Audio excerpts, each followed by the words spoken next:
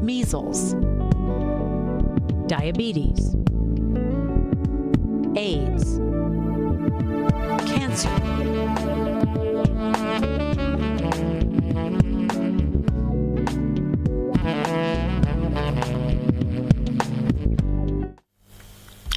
Good evening and welcome to another Doctor on Call.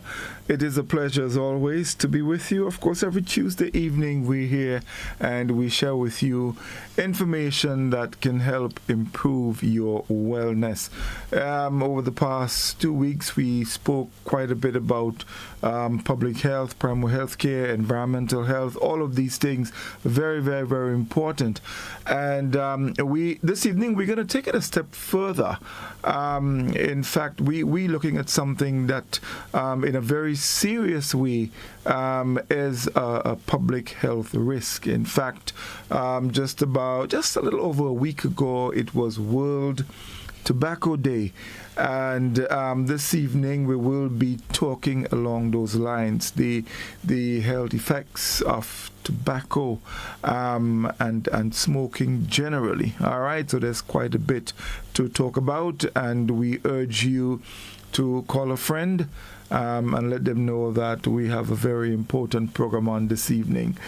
We welcome all our viewers on GBN Television 711, our friends on our Facebook page and YouTube channel, and those of you joining us in K105 FM, welcome. It is a pleasure as always. Dr. Nixon is with us. She got a little time off, I decided to be very nice and very kind, so I gave her some vacation and she's back. She's all fresh and ready to go, and I'm telling you, she's all geared up this evening to talk about that, and this is an area that she's very passionate about. So Doc, good evening, welcome back. It's good to have you back. It's been a little while. How was the vacation? Yeah, I was just worried how you sounded so sad in the beginning, like you seem to have had withdrawal symptoms. You missed me. I did, of course. Always do. Always do. That's good. Huh? That's good. I had other things doing. There's always something else going on in my life. So. Well, of course, definitely. This evening we have a very, very important discussion, and it's called No Tobacco Day, okay? No tobacco. Yes. No tobacco. And coming from our discussions over the past 2 weeks on public health and some of the things that we do pay attention to, I think the whole issue of tobacco and smoking and all of that fits in so very well, coming from our previous discussion. So let's start the discussion. Tobacco, the dangers, smoking, everything that goes with it, and how it can impact us. In fact, earlier on this evening, I was just, doing some reading on the impacts, and it's amazing that tobacco can create so much problems for us. It affects almost every organ in our body.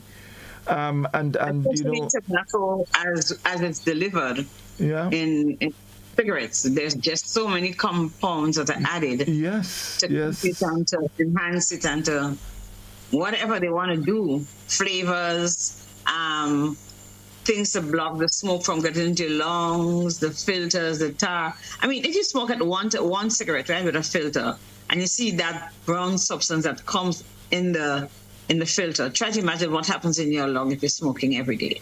Yep, definitely. And folks, we have some images that we're going to put up on the screen so that folks can actually see what can happen. I mean, you may not, you can't see what's happening inside you, but the images that we're going to show you this evening, if you are a smoker, you need to stop for a moment, pay attention, and right after that, quit smoking. That's it? Yep. So So good evening. Yeah. And welcome. This is for me this is one that Godfrey is one of my pet subjects to speak about, because tobacco use is known to be responsible for death in 50% of its users. So every 100 persons who use tobacco, 50 of them are going to die as a consequence of smoking tobacco, whether they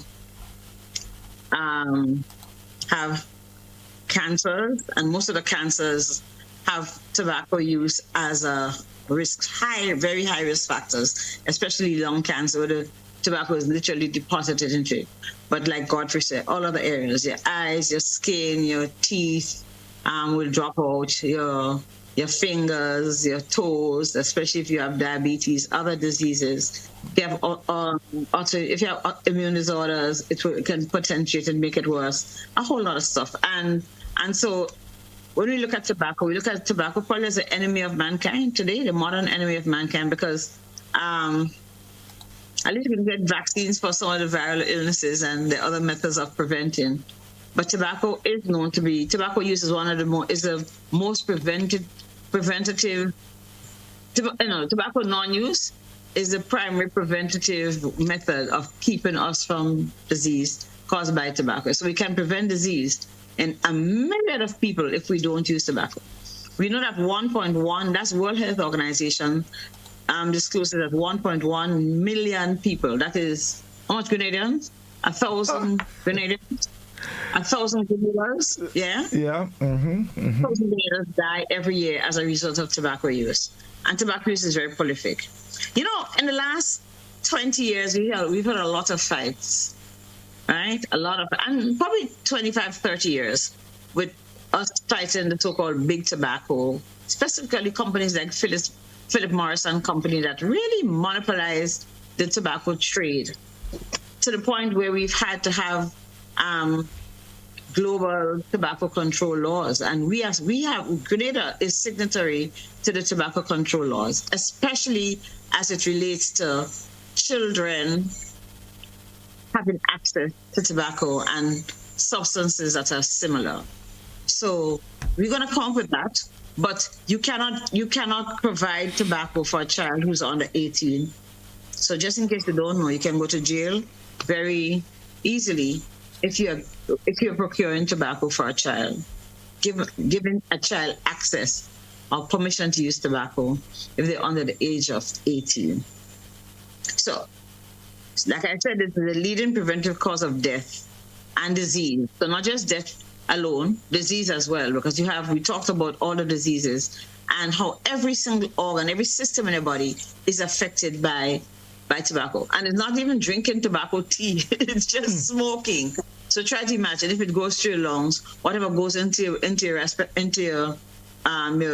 blood system as a result of having been absorbed into the lung, as little as it is still dangerous to your well-being.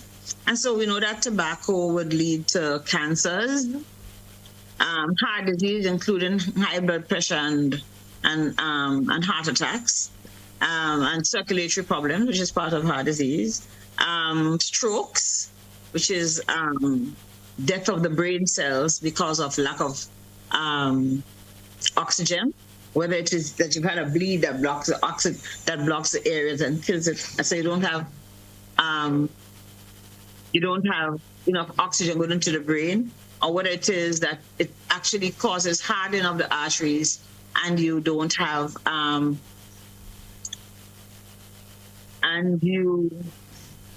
you don't have sufficient oxygenation. We can have just chemical exposure, toxic chemical exposure, because there are actually people who inhale tobacco through these electronic methods, e-cigarettes. And we're going to talk about that for a little while. Chronic obstructive pulmonary disease, or COPD, which is a chronic and non-reversible form of damage to the lung. But then you have other things like people who use these same electronic devices to deliver the nicotine or whatever is in there, right? You have I'm sorry, I'm just really distracted by some noise in the background. I'm sorry. Whether these devices can actually cause damage of the lung.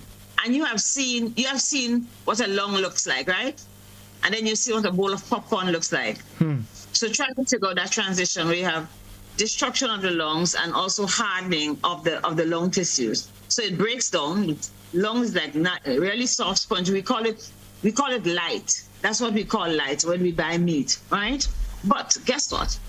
If the tissue is constantly damaged, that expanded tissue in the lungs is damaged, it gets hard and it literally looks like popcorn because of this constant heated substance that we take in.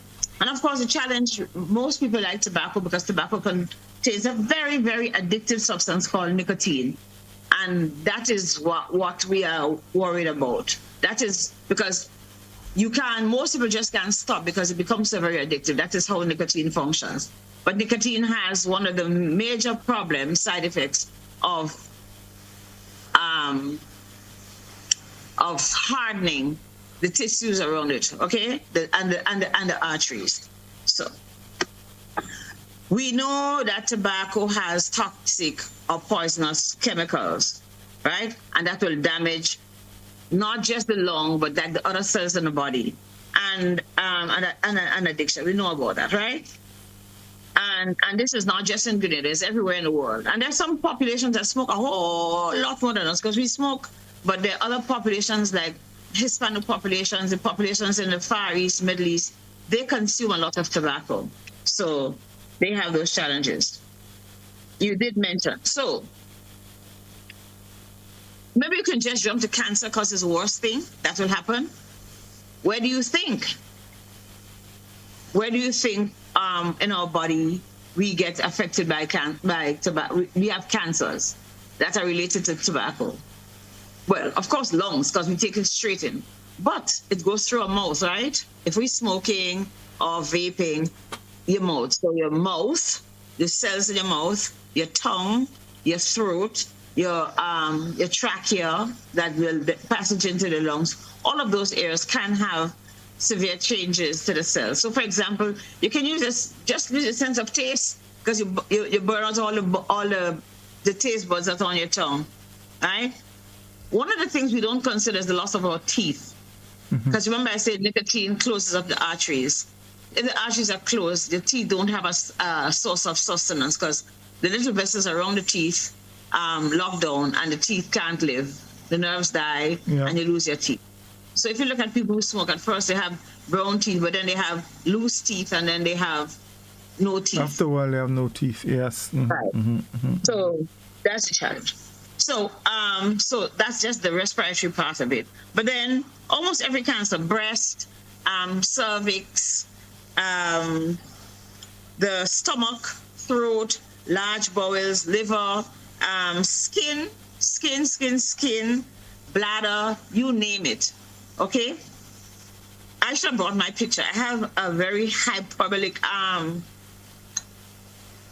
image, caricature in my office that took me weeks to come to grips with because it's very ugly. So I didn't bring it because I think too many people will be really, it's very disturbing, very, very, very disturbing because you have to understand exactly what's there. So what it did, they pointed the eye and then they did a large, they had a human body and they enlarged an eye that is severely damaged, a brain that's severely damaged, you know, tongue, teeth, lungs, right? Really very awful image.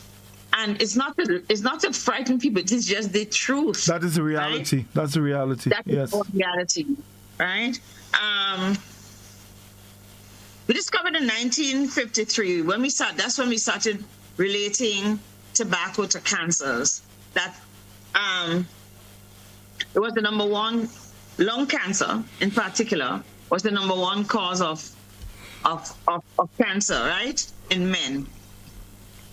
Because men smoked more than women. And then once we had all the liberations and all the, different behaviors, and women started smoking, it became the number one cause of cancer in women. Well, in North America and other countries where they smoke a lot. But the truth is, it's still the number one cause of cancer, right? We know that that's lung cancer is the number one cancer occurring, right?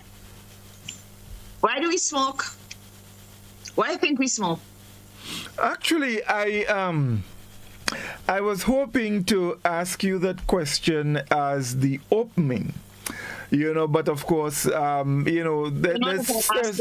there's so much to talk about that I missed it, and but I'm glad you came back to it, because you see, a lot of times things like that, and the reason why we smoke, the initial effects that it has on us, it puts us in a little situation where we feel all calm and great, and it goes to the brain, and then it interferes with the receptors, that causes oxytocin and all of that, and gives you that really good feeling. No pleasure. Right?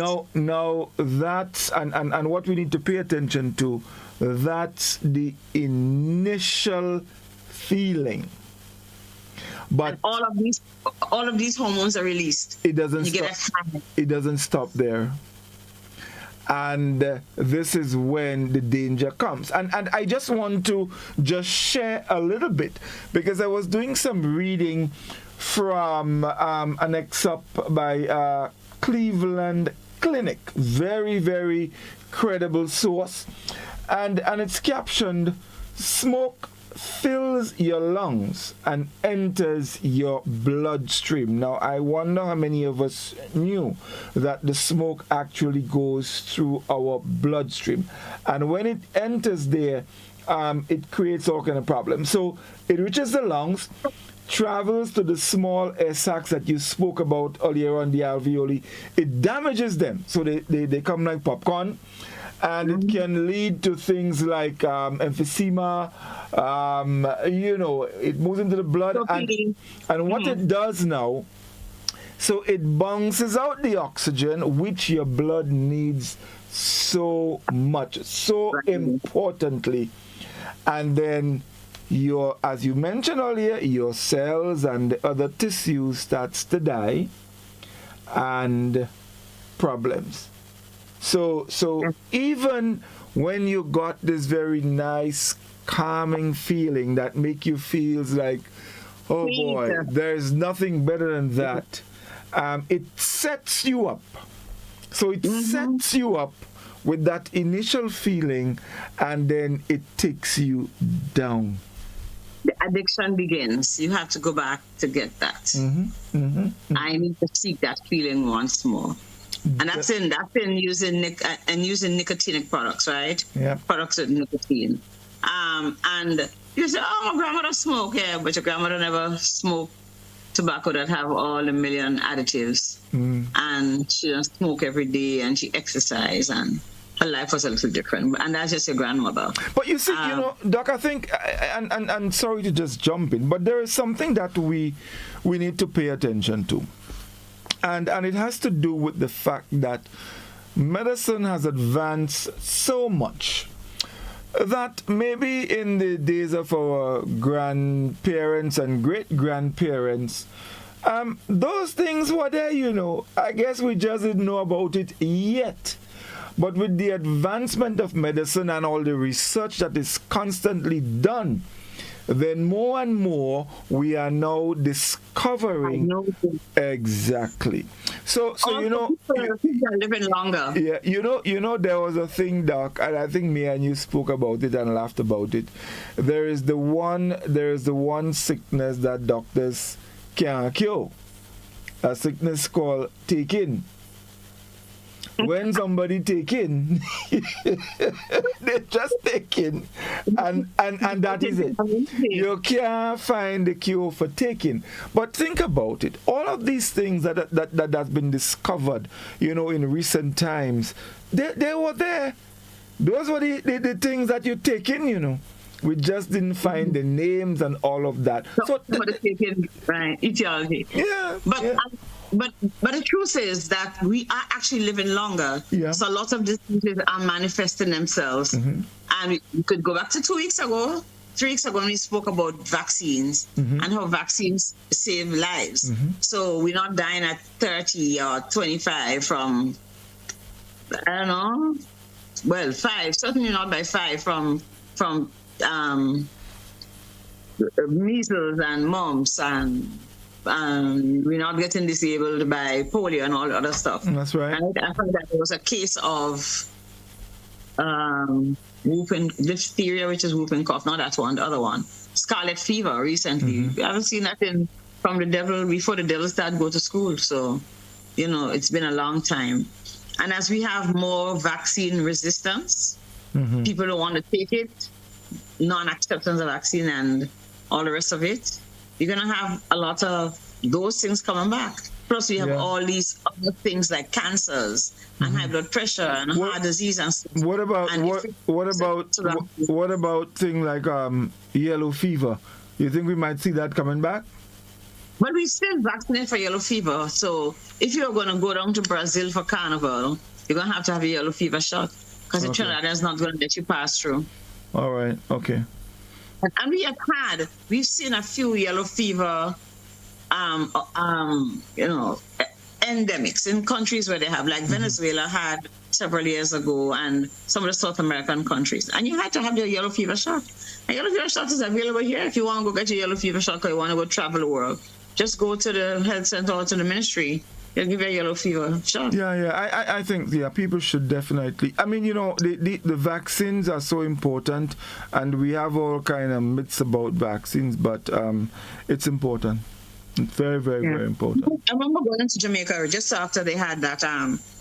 They were having yellow fever challenges around, and the nurse told me to stand outside. The nurse in the brown uniform, the public health nurse. And she says, do you have yellow fever vaccine? And I very, very proudly went into my wallet and took out my evidence that I had a yellow fever shot. And I felt compliant. I felt that I adhered to the rules, and that my life was easier, because a lot of people had to wait and go through investigation and quarantine for whatever time. I don't know what it was, right? They don't tell you not to come, but you know that you're traveling to a country that has severe rules against yellow fever or whatever disease.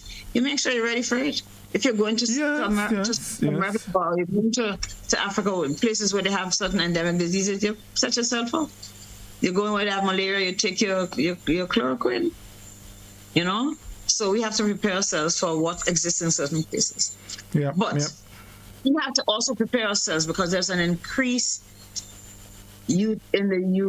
increased utilization of tobacco.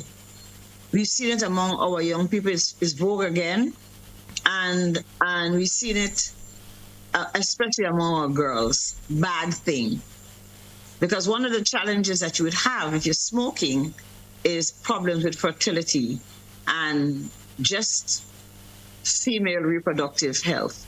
So women who smoke are at greater risk for infertility at all, if the ovaries and stuff are affected.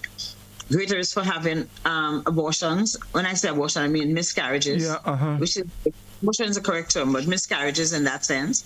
And at risk for having premature delivery, at least at risk for having babies that fail to thrive, that is small for dates, and at risk for having stillbirths, because if those arteries on the placenta harden, the baby is not going to get oxygen and the food it requires to survive the fetal stage, and the baby will die. So a word to our young women who are now participating and who are also using the other mechanisms, because that's what we're going to talk about shortly.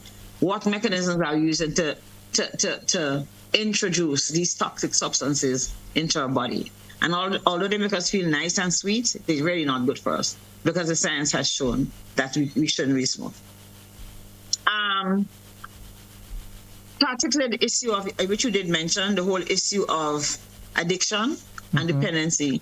Addiction, because you just have to have it to feel good, and dependency is that you need it so much that you can't stop it. Right. And so, it's difficult to quit. And in trying to do that, you suffer great anxiety and depression and all the rest, and you smoke more because it makes you feel nice. Right. So not only smoke because it makes you feel nice, you smoke because it alleviates the anxiety and the depression. so you continue to smoke. So I want to mention this to especially for our men, and it's important that you know that it can also lead to erectile dysfunction. That's coming to that, and I come into the system. So fellas, don't take this thing lightly. Right. We can talk about erectile dysfunction. I think we did talk about why erectile dysfunction, because we talk about by talking about erectile function, but we're going to get to that when we get onto that part. So I want to look at some of the challenges that we have. Oh no, before we go there, how do we introduce tobacco into our bodies? What are the mechanisms, Right. Well, of course, the main one is through smoking. We light a cigarette or some other form of whatever it is, put it to our lips, inhale, exhale. Inhale and hold. Right? Inhale and hold to make sure your lung get damaged. Well, the thing about it is so dangerous that even if you inhale it, it's gonna go. Some is gonna go. So don't mind you pull and then you blow it out. And sometimes you look at some guys and when they take a pull, they have to make up their faces in all kind of fancy ways to exhale and to get it out. But it's already in there. Yeah, and then people take more than one puff to make sure it's reached inside. Yeah, but when you smoke one cigarette, we're talking about approximately how many puffs? A lot of puffs, Yeah. So think about it. Even if you take, let's suppose you take 10 puffs, right? And of course you exhale, so you inhale 10 times and you exhale 10 times. But every time you inhale, some gets in. Yeah. So on 10 occasions, you have smoke and all of the other substances in there entering your system and going into your bloodstream.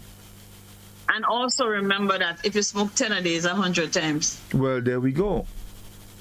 And then we should talk about it here. We should talk about primary smoke, secondary, and tertiary. Mm-hmm. So primary is when you smoke on your own and introduce it. Second, if you're smoking in a room where other people are. What is tertiary? Mm-hmm. What is tertiary? Tertiary, I mean, if we put it into context, maybe. No, I'm not sure, so I'm not going to say it. I'm not going to say that. I'll let you go when there. You smoke in a place like this, and you have the smell of tobacco in your sofas and your carpet and the wall, and it's there. Yeah. That is practically difficult when you have children in our spaces, because they're inhaling this highly toxic substance, right? That has been there for a long time. It doesn't get any better, and tertiary smoke is really not good. Let me ask this, Doc. Let me ask this. Well, as you mentioned tertiary, because this is one place my mind went. So we know that once you smoke and all of these things enter your system, it can go through your skin, your bloodstream, all of that, and it becomes part of you. People who smoke for a long time, you can actually see the change in them. Their nails change color, all of that. My question is, people who are intimate. So let's say, for example, there's a man who is a heavy smoker. He probably has his wife or whatever it is, and they're intimate. Is there any way that the impact of that smoke that lingers in his system can in some way be transferred to the other individual? That's a very good question. I haven't thought of that. We can find out. Honestly, when you ask about tertiary, this is where my mind went. Yeah. No, that's something I should really research, and we can share. I don't want to tell you yes because I haven't read about it and I didn't think about it that way, but maybe. Because I'm thinking, if it enters body fluids, exactly breathing into my face and all the rest of it, enters your bloodstream and all of that. and your cells, it interferes with your cells and all of that. So maybe it is something that is worth giving some thought. Yeah. So you talk about smoking. What's the other way, You mean of getting the substance into your body? Mm-hmm. People just boil all kind of thing. I know they do funny things. I don't know, but the thing about it, smoke in any form, any kind of smoke is dangerous. So we know that. We know smoke, anything, any air that is clustered, that is thickened, that is visible, because there's something that I know that's particulate matter. Okay, we know that is little bits of something that is floating in the air. So when you haul up a cigarette and you blow it out, you don't have that inside you. That's the same cigarette, that's the same tobacco or whatever you're smoking that is coming back out, because you don't have no particulate matter to extricate or to expel, right? That doesn't come as part of your natural being. So, yes. But how else do people get tobacco or into their system? Let's talk about devices. What do we use? Yeah, all right. Right. So you what did your grandmother use? She pipe. You had your pipe and you had to pop it and press and you light your tobacco on your. Yeah. But they claim that the material from which those pipes were made actually filtered some of the toxins from the tobacco. Mm-hmm. But okay, the white clay thing, they claim that it filters some of the toxins from the tobacco. Mm-hmm. But there aren't some cigarettes that also, because at the part of the cigarette where you actually inhale, there is a material there that is also used as a filter. Yeah, you have filters and a series of things. Yeah. Uh-huh. Because if you smoke a cigarette, at the end, the filter that remains in your hand goes from white. Yes, to brown. To brown. So all of that. And that's just tar and other things that it makes to stabilize and enhance the taste of the cigarettes and all the rest of it. Right? That remains there. What else do we do to get tobacco, or whatever substances into our lungs? Well, they have this. Culturally. They have this fancy stuff now. The vape thing. Mm-hmm. But before vape, what were we using?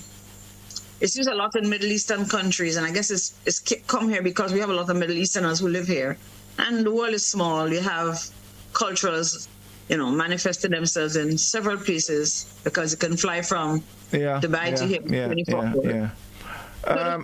I have seen the hookah likens to what we call the chalice or the I've seen it in all that smoke and people inhale it.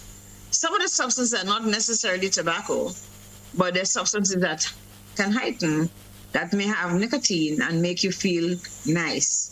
Okay, so the hookahs we have, and then you talk about the vapes. That was interesting.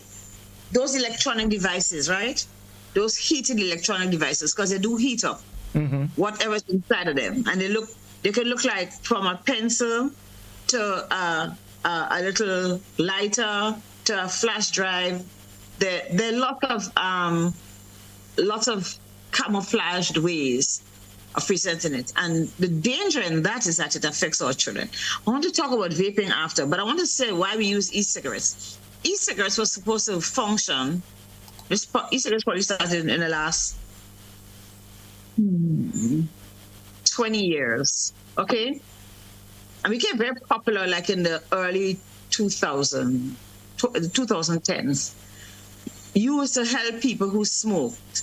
So it contains nicotine, the e-cigarettes contain nicotine, a heating mechanism, and you turn it on and you inhaled. And the thing was, it's like using a patch. You use less and less and less, because what you try to do is to break the habit by controlling and decreasing the amount of nicotine that you consumed. That has, however, become probably one of the most significant ways that we consume tobacco currently, because you can buy a vape out there, right? And you can buy e-cigarettes, and it's not regulated, right? So a lot of people have it, and that's pure nicotine. This may not make you get cancers because it's pure nicotine. It doesn't have a lot of the other toxic substances, a lot of the what we call carcinogenous substances that lead to the formation of cancers. But it still delivers nicotine. I mean, that nicotine hardens your arteries. So that can also cause similar problems. Unfortunately, people are not using it for what is intended. Okay? They don't want to walk around and smoke. If you went to, for example, the rule here says you can't smoke in a closed building, in an enclosed building. If you had your e-cigarettes, and it doesn't matter where you are, there's no smoke, just smokeless, right? There's no smoke scene. No. That is unfortunate, because I'll tell you what, do you know who produces the most of those mechanisms? Who you think leads the production of vapes vapes in general across the board, those electronic devices? Who do you think is responsible for them? Probably the U.S. The big tobacco, what we call big tobacco, the large tobacco companies are the ones. So little guys got there and had a little industry, and they made the vapes and all the rest of it. And the big tobacco companies bought it out for a mint, because guess what? We're going to go from the things that are benign back to smoking nicotine. And they want us to smoke nicotine. And they want to sell their cigarettes. Once you use nicotine, you're going to smoke a cigarette because you know it's in there.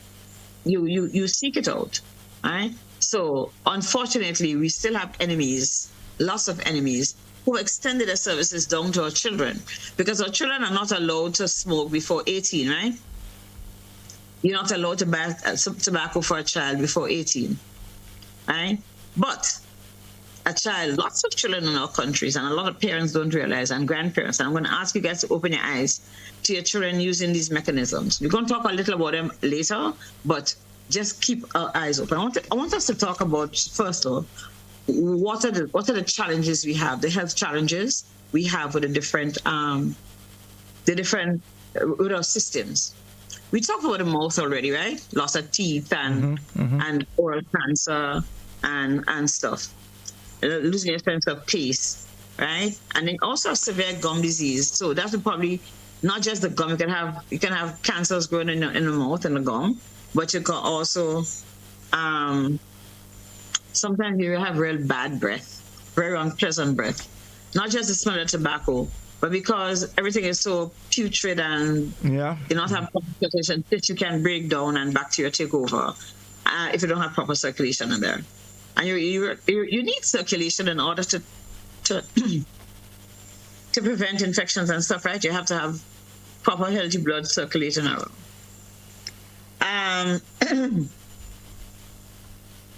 So your immune system.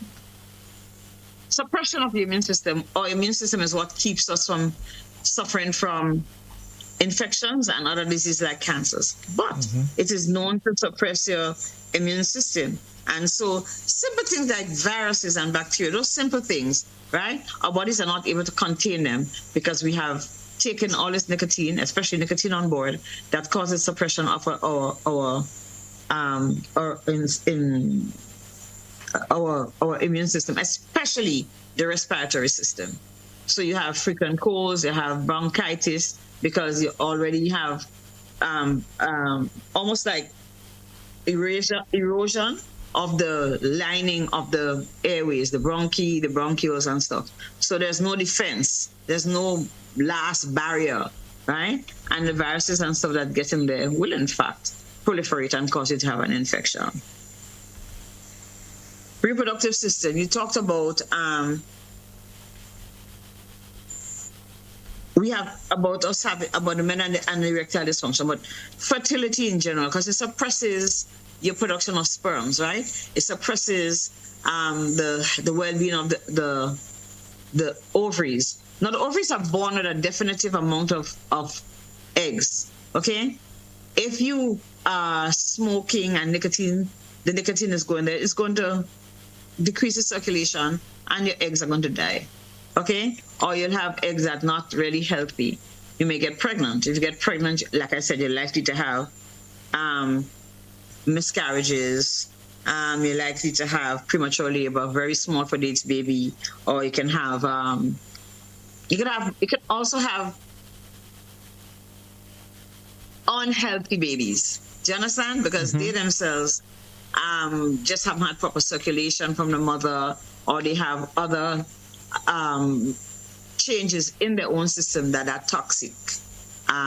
Those toxic substances affect in the uterus. Erectile dysfunction. So, erectile dysfunction means that a man is unable to get an erection or discipline of the penis sufficiently so he can enjoy a complete sexual cycle. Okay? That's basically it. It's an erection, you get with your partner, you have sex, and you have satisfaction at the end. When you have erectile dysfunction, two things can happen. One, you can have difficulty getting an erection. Two, you may have three things. You may have difficulty getting an erection and keeping an erection, right? So it may, before the man can penetrate, you get, you lose that erection. And three, you may be able to penetrate, but it's never, it deflates. Doesn't hold, yes. Why? Because how do you get an erection? You get an erection with a flow of blood into the penis, and there's a mechanism that kind of shunts it and keeps it in there, right? And you can have an erect penis, a firm erect penis. But if you have nicotine that make all the arteries narrow and hard, you ain't getting no blood in there. And even the blood goes, and they probably already obliterated the mechanism, the shutdown mechanism, like a valve come and say, hey, stay inside until you finish this action. It doesn't happen. That is how medications like Viagra and Cialis, those medications, that's how they work. Enhance the flow of blood into the penis so you have enough, right? Because they open the blood vessels, okay? Nicotine does the exact opposite. It hardens the arteries and causes you to have erectile dysfunction. And maybe even taking medications like Viagra and Cialis, maybe they will not work. Because you have hardened arteries that doesn't have the capacity to extend and allow for the blood flow. So just for the men to know that smoking, yes, can be one of the problems. Skin, you talk about how you look. People who smoke look older than they really are. You know that, right? Yep. Premature aging? No, unnatural aging. You have general blood flow. You have blood flow, keeps the skin plump, it looks hydrated. Do you understand? However, when they're low, when you have challenges with smoking, you don't have the blood flow to your face. And I remember seeing this lady, this is probably like 25 years ago, who just smoked a lot. I met her when I was working in the hostel, and she smoked a lot. And then it turned out that we went to the same church that I discovered 20 years later, and I said to her, you need to stop smoking. She says, you think so? And I said, yes. And she said, she's hoarse. She said, I've never stopped, I've never not smoked. I said, let's try this. She says, okay. And she actually stopped smoking. I saw her a month and a half later, and I almost couldn't recognize her. Nice, supple skin, drop off 20 years off her face. You understand? Start putting on weight, all those kind of stuff. Those are the things that happen because one of the challenges that smoking makes you not have appetite. Remember, the sense of taste is gone, so you don't really eat. All right? While we're on that, a quick question. People who smoke, right? And of course, we know once you're smoking, it is going to impact your lungs, all right? My question is, if someone, let's say you've been smoking for 10 years, or let's say like you're the lady that you spoke about and eventually stopped smoking, can your lungs start healing? Okay. After you quit smoking? Depends on the amount of damage, okay, that has happened. But we know that within 11 hours of not having smoked, a lot of the damage starts reversing. Okay. So if you stop smoke, a lot of the damage that's done can reverse. if it's done damage like started off a cancer and all that, we're not talking about that. Right. No. But the damage to your skin and, you know, a lot of the things actually start reversing. People who start exercising, who would have had problems, who would have had smoking challenges before, may have shortness of breath in the first week, but by the second week, they feel a whole lot better. And they feel better, and they also lose their desire to smoke once they start doing physical exercise. But we know that there's some reversal of the damage once you stop smoke. It takes a few years before you can get back to almost normal. But what's wrong with few years if you've been smoking for a long time? Right. Okay. The other thing in relation to your skin is it decreases the production of collagen, or the use of the collagen that you have, or you lose whatever collagen you've had in your skin. And collagen is what gives you that nice soft, you know, that nice elastic, juicy feeling in your skin. You know, it feels nice and plump. I'm not talking about being fat. I'm talking about having nice skin, that you don't have creases and you don't have, they call it wrinkles and stuff. That's right. And again, if somebody stops smoke, you see a totally different. The wrinkles start disappearing very quickly, and that youthfulness comes back because you don't have that blockage on the collagen.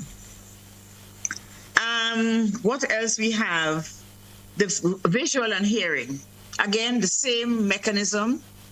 Because if you harden the arteries in your eyes, it's going to cause you to have decreased vision, especially the back of your eyes, the retina. We have very tiny vessels, right? You can lose your vessels, your vision.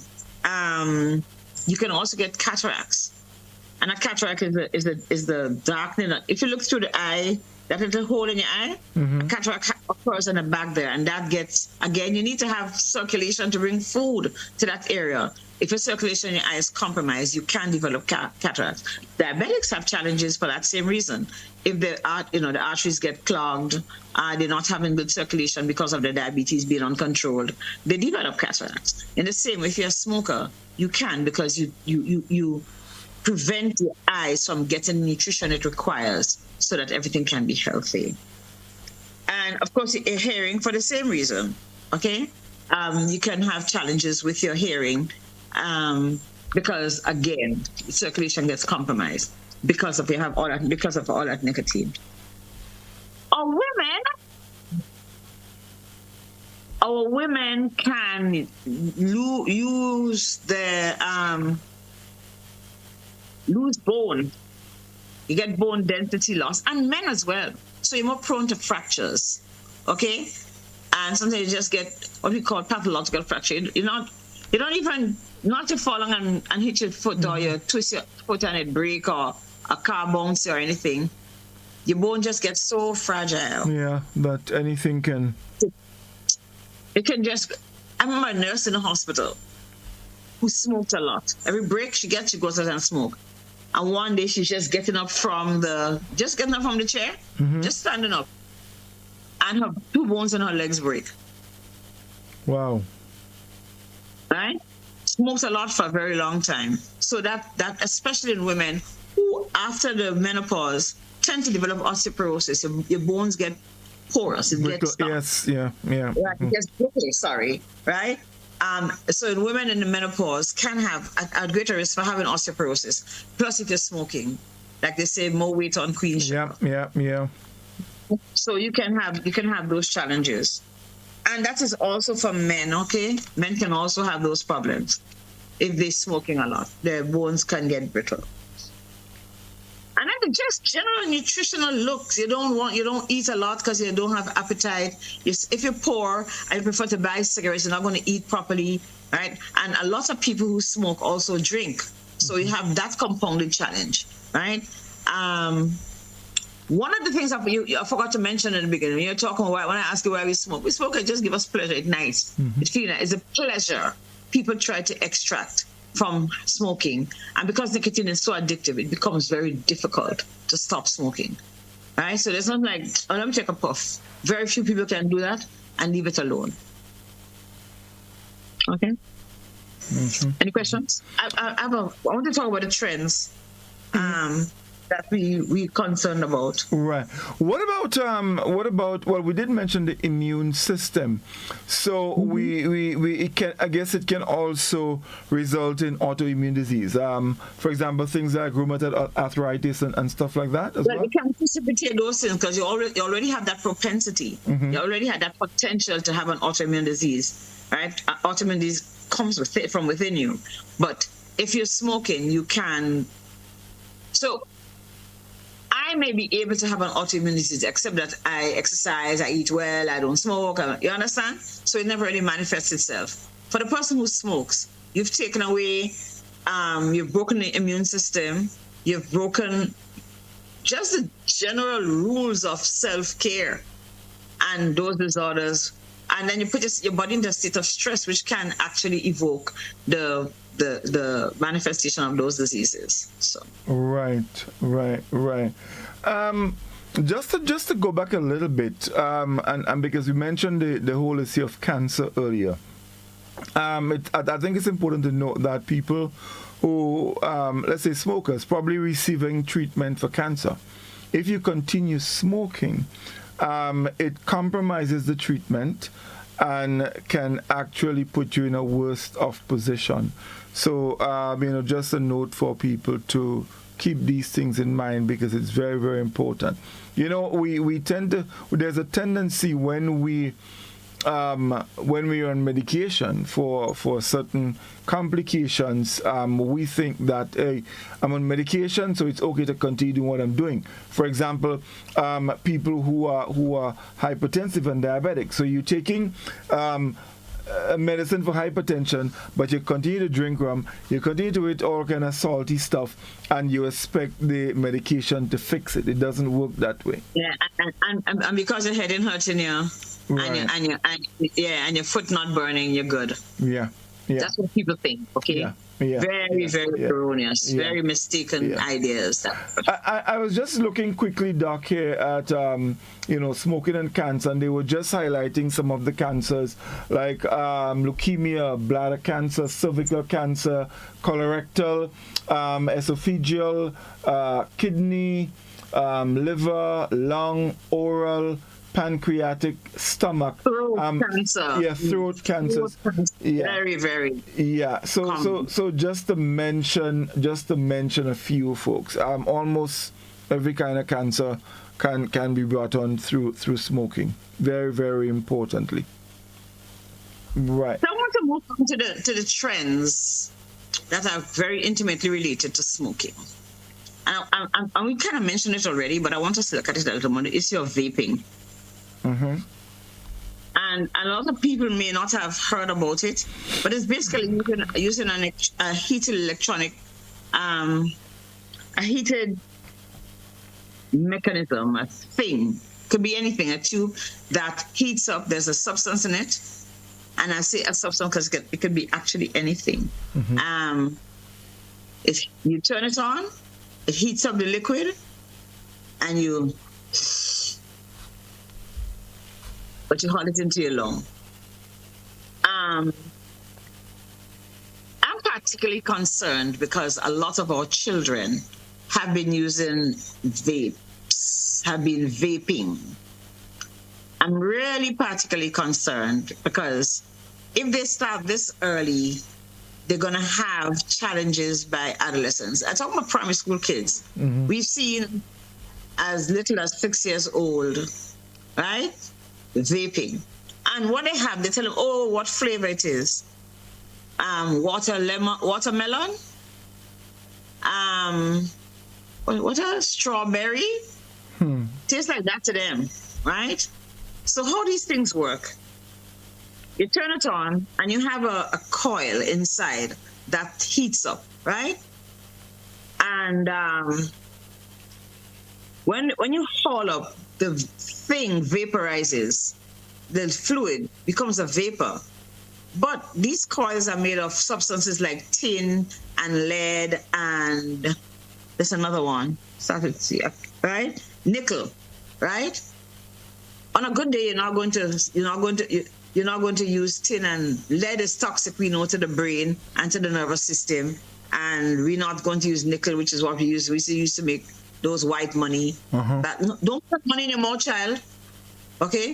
Yet our children are using vapes, a system to deliver whatever tasty substances in there, right? Which goes to their lungs. But on a good day, you're not going to, would you take honey and water and put it into your lungs? No, you're not going to, right? Would you take sugar and water? No. Would you take milk? No. But it's mostly clear substances that they put into their system. But what we don't understand, a lot of the substances that are used to make up this thing are toxic, are poisonous substances like formaldehyde and acetaldehyde. You know what you do with formaldehyde? No. What do you use formaldehyde for? I'm not sure. Mm-hmm. Embalming. Right? Those are embalming fluids, right? And so they use them as a vehicle and to keep the stuff, just to keep them alive, whatever they put in there, right? And then they add a little bit of flavor, and you think your child is inhaling, it's just strawberry. Why would your child inhale strawberry anyway? Why would you want to inhale strawberry? Strawberry make for eating, not for inhaling. That's what I was about to say. Indeed. Mm-hmm. So let's get a little sensitive about this. Let's not be stupid about this. Okay, that's the problem. We don't let your children lead you astray. And a lot of parents are upset when you talk about it, but we have a problem because guess what's happening? Those substances are going to cause popcorn lungs. The kids who have had challenges, who died from cancer, because you can also get cancer from inhaling that, right? Mm-hmm. Who died from cancer. And I'm talking about benign ones because the other ones have nicotine, right? Because remember I told you that those big companies, Philip Morris and Company, and those other big tobacco companies are the ones who they bought the little businessmen. They're the ones who make, distribute, whatever, all of these vaping mechanisms. So guess what? Eventually, they will graduate you to nicotine. So we're back smoking. And into some of them, they put cannabis or marijuana. But the cannabis that's put into those things has a lot of the THC, okay? The active ingredient in marijuana. And the concentration of marijuana is up to 5 and 10 times what marijuana that you know when you're a boy. This is a different, this is genetically modified substances, products. So they could modify it to produce as much THC as they want. And people use it. And you get addicted to marijuana. Marijuana can make you addicted, right? So you think your child is just smoking or just inhaling, what do you call it? Watermelon juice? No, he's not. He's already graduated to something much higher. And the bottom line, it doesn't really matter what you inhale, it is going to damage your lungs. That is it. We don't have. You remember during COVID, how we scampered to try and find respirators? Because we know COVID was affecting your respiratory system and caused these severe problems. This is not just the regular little cascade where you have a lot of fluids. This is inhaling stuff that is burning your lungs because it's hot. But apart from that, we know that those substances on the coils, right, in the mechanisms, actually break down. So you have microparticles, tiny particles of that crap going into your lungs. Hear what? And the plastic going into your lungs. Whatever is in there, it goes into your lungs. Whatever goes into your lungs gets absorbed. You may talk about it, things being absorbed into your system, goes into your system, right, and circulates until it can do damage, probably in some distant part. But the bottom line is that it is actually going to damage your lungs. Right? We've seen 16-year-olds who beg you, and I'm going to ask parents, go on your phone and see what they talk. Go into Google and ask. Or YouTube has a lot of videos, right, with doctors and other people who have experienced the bad outcomes of vaping, right? And it's just regular, what we think is inane vaping, but these children have damages that cannot be reversed. Okay? Damages that cannot be reversed. Is that you take acid and pour on tissue and it break up and it can't go back. Lung does not regenerate. What about people who have underlying conditions? So we know that smoking can cause some of them, like, of course, hypertension, diabetes, all of that. So if you've already been diagnosed, let's say, for example, with hypertension, how does smoking and that correlate? Well, smoking, like I tell you, the nicotine hardens your arteries. And that is why you have hypertension. So try to imagine that you have a vessel, right? Try to imagine that you have a balloon and you put some water in there, okay? That is the pressure in the balloon, right? But try to imagine now that you put a cap around the balloon and it cannot get any bigger, and you keep pushing water in there. Now you have increased pressure in the balloon.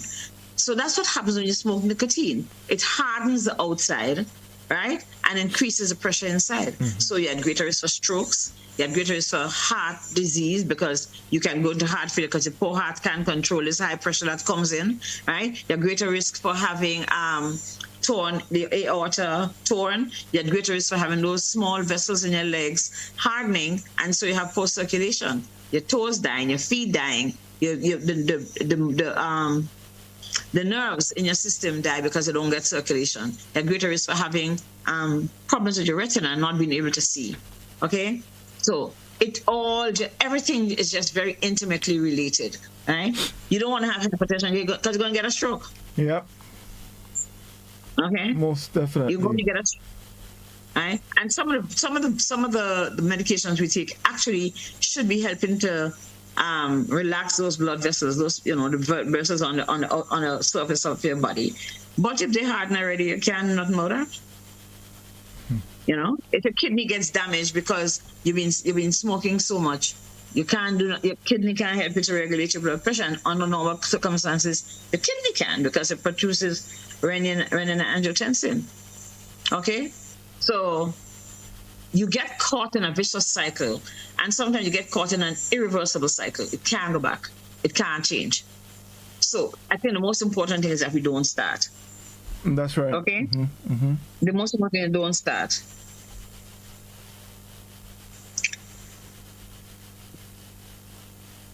So, how much more time do we have? We have just about 15 minutes. So, I'm very concerned, and globally, we're very concerned about the level of smoking, especially among our children, because we've seen an increase. We know that long-term smoking causes even more problems, right? But if your child starts smoking when he's very young or using these substances that are going to cause damage, you're going to have a young population that gets very ill and dies younger. And I'm going to come back to the fact that vaccines have made us get to adults, right? And we're dying, we're killing ourselves off by using substances that we know that are toxic to us, right? By using substances that we know will cause irreversible damage. And so I'm going to ask parents and grandparents and teachers and big brother and big sister and little brother and little sister and cousin and friend to hold out. A young lady told me that out of her group, her friends who go to university, she's the only one who doesn't vape. Right? Because I don't think anybody reads up on the problems with vaping, right? Reads up on the problem of vaping, which is becoming an epidemic, meaning that we have such a large part of our population affected by this vaping thing, or haven't accepted that it is a big problem. It is a big public health problem. Indeed. Right? And while parents think it's benign, or most parents are not even aware that their children are vaping. So I want us to have the conversations, and teachers, I want us to have the conversations in school. I want us to have conversations among peers, have a conversation in church, wherever you are. It's something we're going to have to raise because it is a problem. right? It is a problem that we cannot afford to fix. Right. Because we're just not going to be able to fix it. It's not coming back. Right. And so we're going to be young people. They already need lung transplants. So we're going to have to find a way. The fix is in prevention. Right. So let me ask. So we know the best way to avoid these problems on ourselves is by not smoking, period. Quit if you're smoking. No smoking at all. But let's suppose I'm a smoker. How can I take care of myself in the best way possible to minimize the impact of the smoke that I inhale on a daily basis?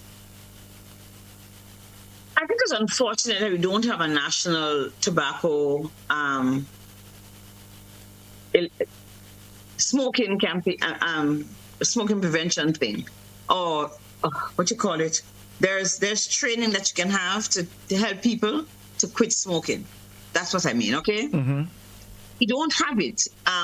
Some doctors will help their patients. There is using the patch, which has worked very well. And sometimes some people would need to get involved in some substance anonymous program to help them to not relapse. Okay, relapse prevention and stuff. While we do have a substance anonymous program per se, I don't think enough people recognize that they can actually stop smoking if they want to. A lot of us try to stop cold turkey, meaning that you just stop. But the anxiety that the withdrawal causes you is often too much. You would go back, you're very likely to go back and smoke. And then some people's withdrawal is not as intense as others. So I think if people smoke and they want help, they should go to their physician. Like I said, I don't know any smoking cessation, that's what it's called. Any smoking cessation program. But there are physicians who know, I talk about nationally, but there are physicians who know how to help people who want to stop smoke.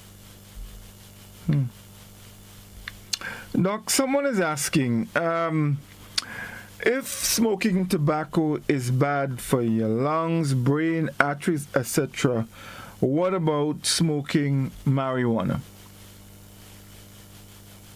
And that's a very good question, because we know that smoking anything is bad for your lungs, brain, anything. What I've seen a lot of physicians and a lot of psychiatrists recently complaining and explaining why smoking cannabis is bad, because especially in our younger population,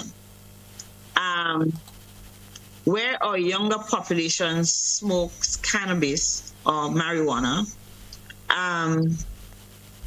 we know that especially when I talk about young, I talk about 10, 11, 12, 13, those ages, right? Before, when there's a time like about 14 when your brain goes through a phase of development, right? And if you start smoking before that, you kind of miss that thing, because what you learn is to control your impulse and to make decisions and stuff. At that age, you should have. But people who smoke cannabis tend to miss that. Right? So they're very impulsive and they make poor decisions and they can't do proper planning and, organizing their lives in a futuristic way. So we know also that people who are prone to smoking, to schizophrenia, which is the ugliest form of mental illness, right? Because you lose your relationship with reality. We know that people who are prone to schizophrenia, if you're smoking cannabis, you are likely to manifest. You may be prone to schizophrenia, but if you don't do something that triggers your brain to have that mental illness, you won't. The other thing is that, it's funny because everybody wants to smoke weed. It is known that the medicinal way to deliver weed is by mouth. So I just want to share this little bit, because whenever I hear the And of course, to each his own. But whenever I hear the argument about marijuana and so on, and I have had the opportunity to do quite a bit of studies on the whole issue of marijuana. In fact, I had to write a paper on that. I just want to share a little bit of information here with our listeners, and the information here is based on research done by the Mayo Clinic Health System. So it says tobacco smoke contains over 7,000 chemicals, with around 70 identified as carcinogenic, meaning it's cancerous, including polycyclic, aromatic hydrocarbons, benzene, and formaldehyde. Formaldehyde. Yeah. Marijuana smoke contains many of the same harmful chemicals such as tar, ammonia, the same polycyclic aromatic hydrocarbons, carbon monoxide, cyanide, and benzene, though the exact levels vary. Now here's the thing. At least 50 carcinogens found in tobacco smoke are also present in marijuana. Some studies suggest that marijuana smoke may have higher concentrations of certain carcinogens due to deeper inhalation and longer breath holding, which increases tar deposition in the lungs. And remember I told you about the smoke, and you want to fill your lungs with this, right? And that's very true in the case of marijuana. And I can tell you, no, the marijuana that is available out in the street has more of the THC, 5-10 times what we used to have 20 years ago. And in addition to that, marijuana is generally smoked without a filter. And it's smoked without a filter. Right. So the larger particles and deeper inhalation leading to 4 times more deposited tar in the lungs and 5 times greater carbon monoxide absorption compared to cigarettes. And remember the marijuana we smoke has that gummy thing, right? The gummy thing that marijuana has. So it goes in, that resin goes in and rests in your lungs. So, a lot of the arguments, and like I said, to each his own, but we need to get the facts and understand what is happening. And for me, I believe most people who argue for, this whole marijuana decriminalization or what was the word I wanted to use? Legalization. Marijuana has been legalized. I don't know how to get that from. Personally, and this is just my opinion, I believe, that it is mainly for recreational purposes. I don't buy this. Because if you to me, medicinal marijuana is different. Yeah, exactly. That's the point. By mouth. That's the point. So Remember that marijuana has been decriminalized for a couple of purposes. Yeah. Right? So you can have your 1 spliff or 2 spliff. Yeah, but you have to smoke it in your house. You can't be out there. If you're out there smoking weed, you're a criminal. If you're out there selling weed, you're a criminal. If you're out there exporting weed, you're a criminal. Because that is no longer what it is. They say plant 2 or 3 trees in the back of your house, that's your business. But you can't have 16 acres of marijuana growing and you're putting a bale and trying to get it out to New York or kind of stuff. The other problem is we have in relation to using substances like marijuana, especially with smoked, right? Roll a spliff, you get a Rizla and you put some marijuana in there. We know that competing agents, people who sell marijuana spliff, may put other things in there. And what Jamaicans call it seasoned spliff. And they put a lot of things in there, including things that can make you turn fool. Okay? So you might be smoking your weed and you smoke benign weed. You smoke a weed and go in the back of the house. right? But you might also be buying THC that's 10 times as strong, and that also has some cocaine or some crack or some heroin or something put in there, and you smoke it.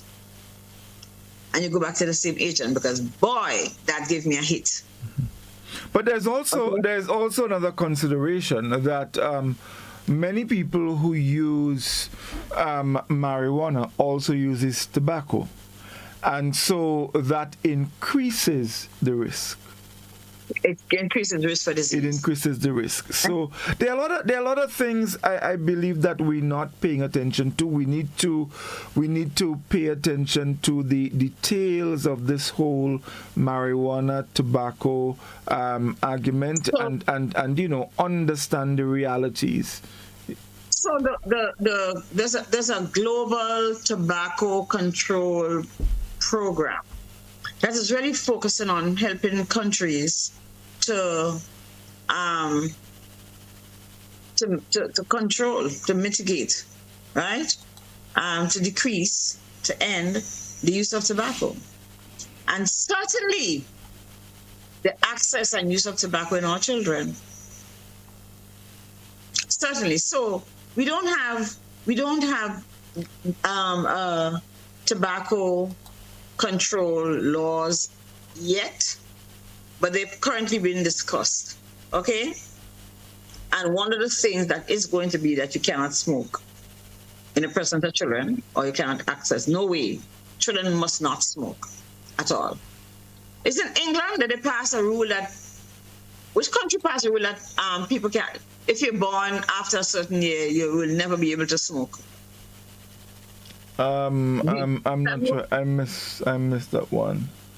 No, if you're born after a certain year, so like if you're, I think people who will be like 16 years old now,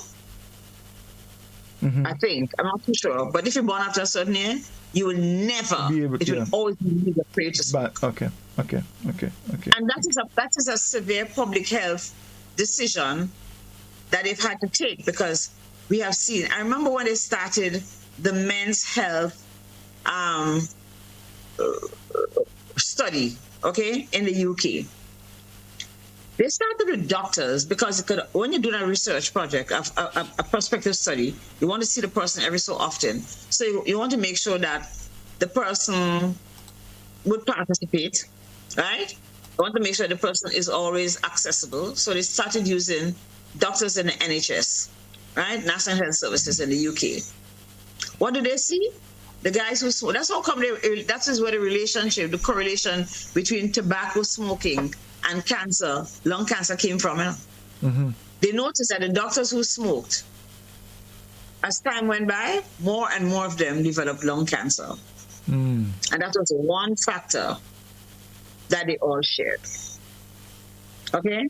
So we're going to have also, and I'm going to ask people in Greenville, sometimes we feel, I don't know my business. We also need to have our own research to see how our population responds to different things, different activities that happen. Right. I want to make a point about the use of cannabis, because people think that marijuana free up. It's not freed up. We know that, right? Let's get real, okay? The whole issue of nutrition. We know that people who have poor nutritional state tend to have more problems, more mental health problems, and more general health problems if they're smoking weed. Right? You have to be in a good state of health if you want to take a split. Not that you have to have a split, but if you're going to have to, you have to make sure that you live a healthy lifestyle. Okay? Eat properly. The other thing is that marijuana makes your blood sugar drop significantly.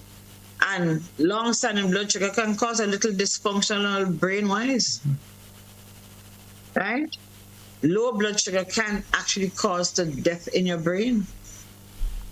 So you find that people who smoke know that they need to have a sweetie in their pocket, or some biscuit, or some sweet biscuit or something, because they get severely hungry. The blood sugar drops, you feel sick.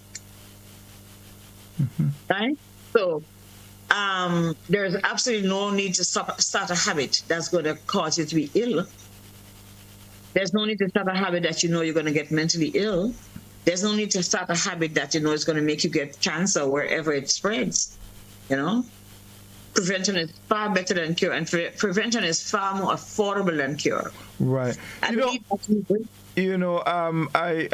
am happy that you made this remark, because in closing, I just wanted to share a final note from Cleveland Clinic. And it says, people have been smoking for social and cultural reasons for centuries. Today, the reasons for smoking aren't all that different. Having a cigarette might be a routine part of your day, or a way to take a break from it. But now we know how harmful smoking is for your health and for the health of your loved ones around you. Unfortunately, because of nicotine's relationship with your brain, knowing that cigarettes are dangerous doesn't make kicking the habit any easier. It can be helpful to understand this relationship and know why it's hard to quit. And remember to be kind to yourself while you do so.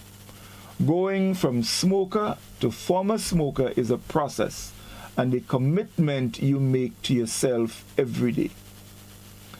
Amen.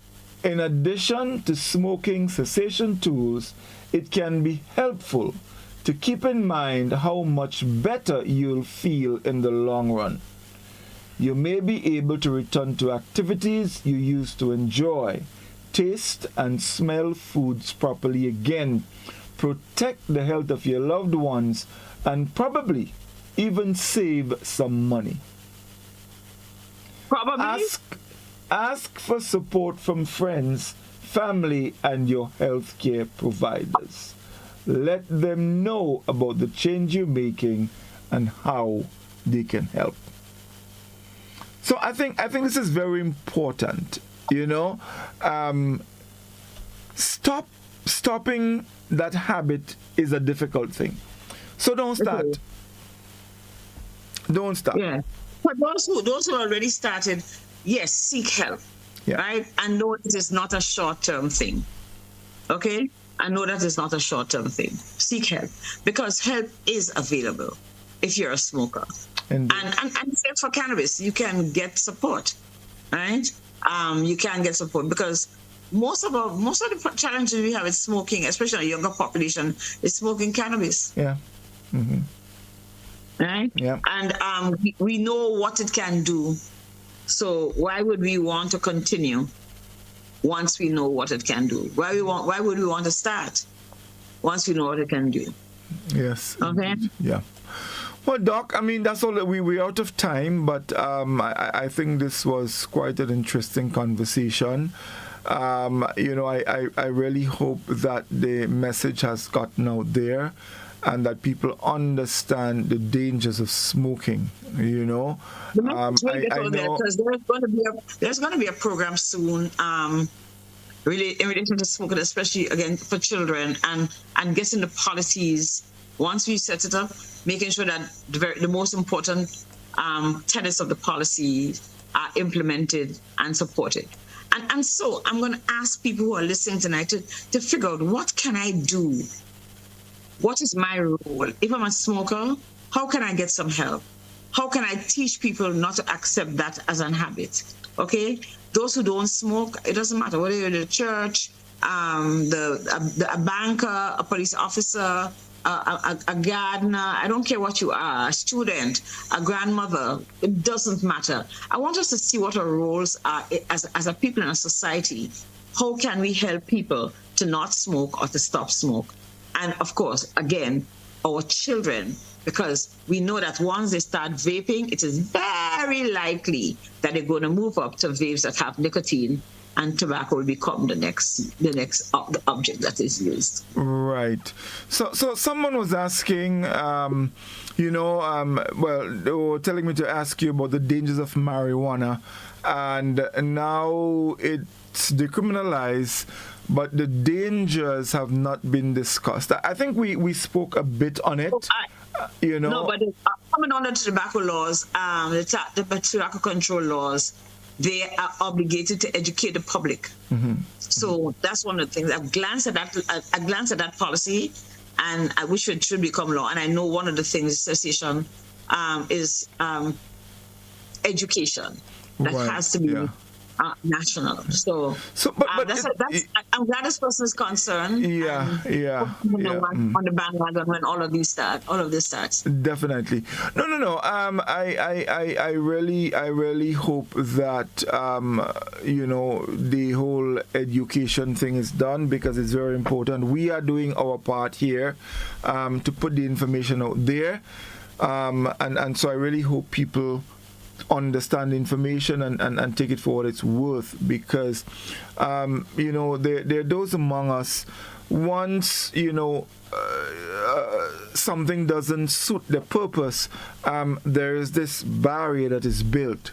We have to be open-minded. We have to learn to be open-minded and see things for what it's worth. It's not because you like something, it means that it is the right thing. So let's be open-minded. It would be in our best interests to understand and to know what is right, what is good for us, and what is not good for us. But in any event, Doc, these are conversations that we will continue to have, so that we can. Just one thing, I want people. We always say, people always say, conspiracy theory. Where do you get that from? We have all the evidence, and I tell people, go into your phone. Go into YouTube and look on the videos. But all the research, the research is there, and we're not making up stories. If you These aren't stories that get made up. So, for example, if you go to Mayo Clinic or Cleveland Clinic, these sites, they actually point you to the researches that has been done. So it's there, you can actually go on and have a look at it and read it and see how the research was carried out and the findings and all of that. So it's available, so there's no conspiracy theory or anything like that. The facts are there, So we're moving forward to better health as far as smoking and whatever its cousins are. Yeah. Especially vaping in our children, it is a problem. It is Parents. It is a problem. Look in your children's school bag and see what they have inside it. Yeah. It's sold freely in the mall. It's sold freely in some pharmacies. It's sold freely in a lot of places. So please look into your children's school bag and see what they have. Yes, indeed. So, Doc, that's all the time we have. I thank you so much again for, being here and giving up your time to have these discussions so that we all can benefit and improve our wellness. We thank all our viewers, our listeners, our friends on our Facebook page. We thank you. Our friends on the WhatsApp platform, we thank you very much for your contribution. And, of course, you can join us again next Tuesday for another Doctor on Call. Thank you very much, and do have a good night. All the best.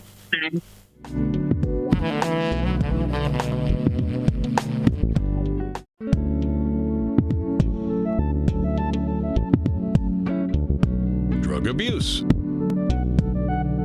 cancer, measles, diabetes,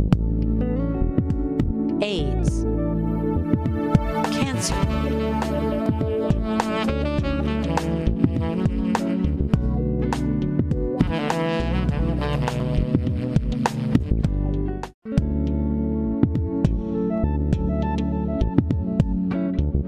drug abuse, cancer, measles, diabetes,